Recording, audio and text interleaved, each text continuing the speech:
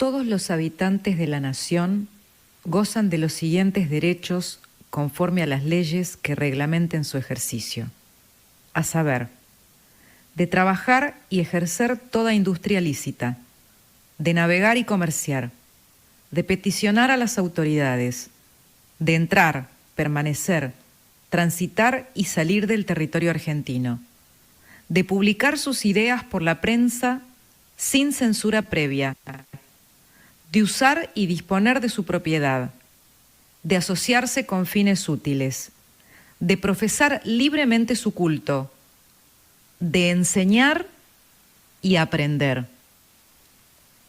De enseñar y aprender.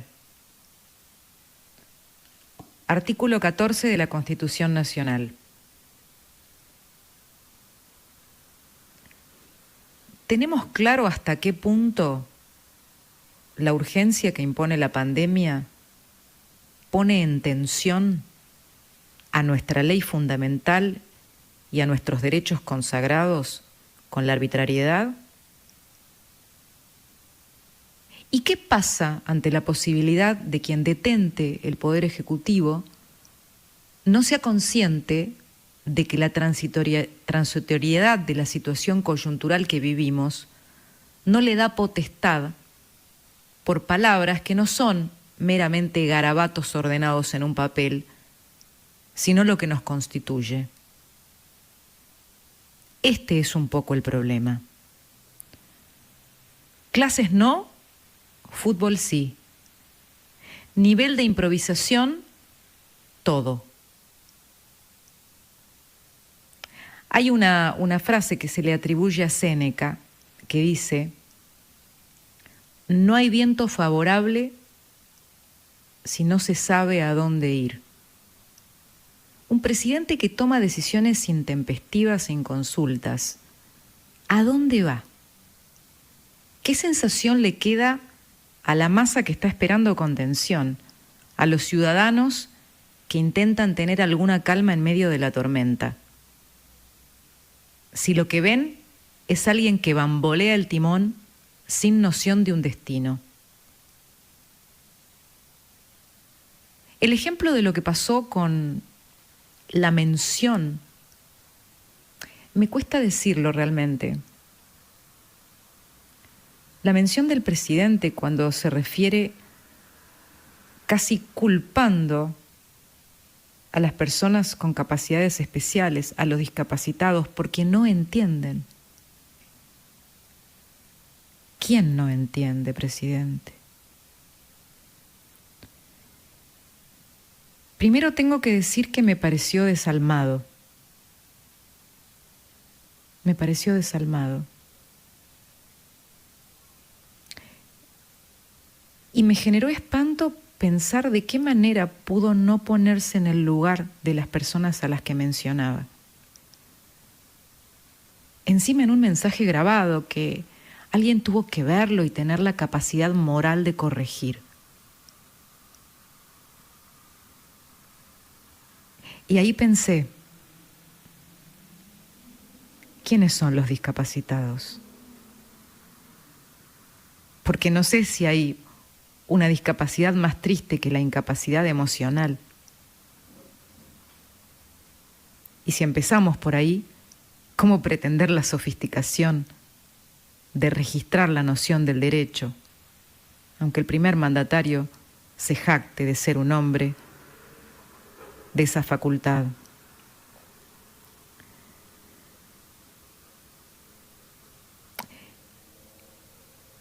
La verdad que ayer pensaba, ¿no? Y luego viendo hoy al jefe de gobierno porteño, el presidente se convirtió en el mejor jefe de campaña de Horacio Rodríguez Larreta.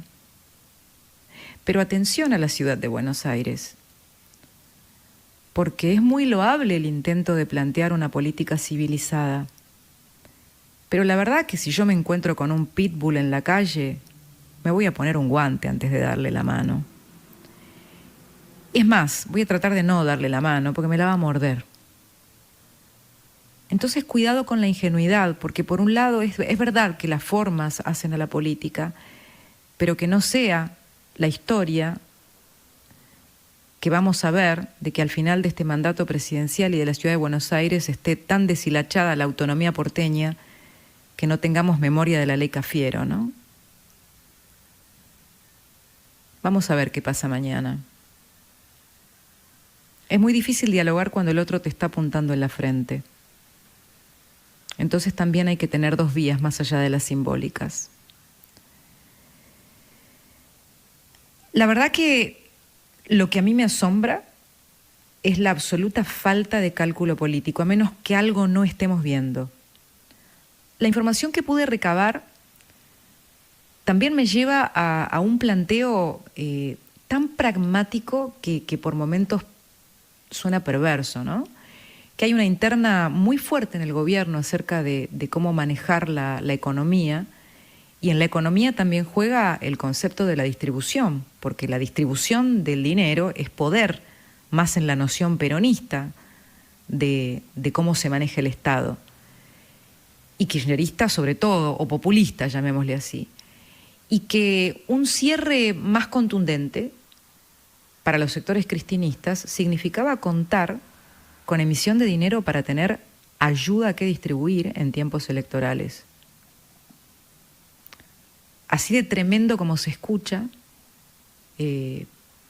por lo menos dos fuentes a las que accedí me plantearon que esto es una guerra por fondos. Lo que pasa es que a uno lo termina aterrorizando la mera noción de que en medio del contexto que vivimos esos sean los cálculos, ¿no?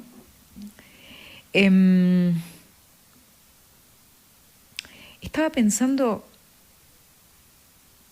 en lo de la suspensión de clases, comparándolo también con lo que pasó con las vacunas. No solo con la ineficiencia en cumplir con la gestión eficiente de las vacunas, sino también con el vacunatorio VIP específicamente, que fue una situación impúdica, pero que cruzó todo el mosaico social y que saltó la grieta. Fue tan pésimo el cálculo político del presidente al suspender las clases, sin argumentos científicos.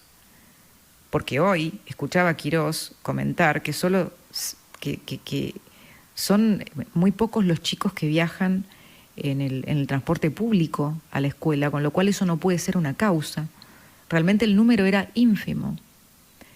Y la cuestión de la suspensión de clases también saltó sobre la grieta. Saltó sobre la grieta de manera tal que terminó alejando del gobierno o generando críticas explícitas de gente que realmente estaba embanderada, al menos con una idea de lo que ya parece un fósil, ¿no? El albertismo. A mí me preocupan varias cosas.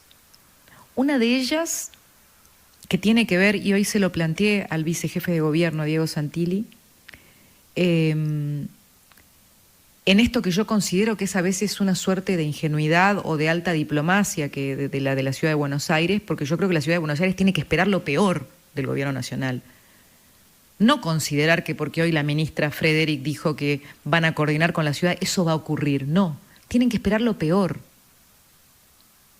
Porque esa sería la manera eficiente de anticipar lo peor, porque realmente lo que ha demostrado el gobierno nacional es que está esperando o para meter la mano en el bolsillo de la ciudad o para directamente desmantelar su autonomía.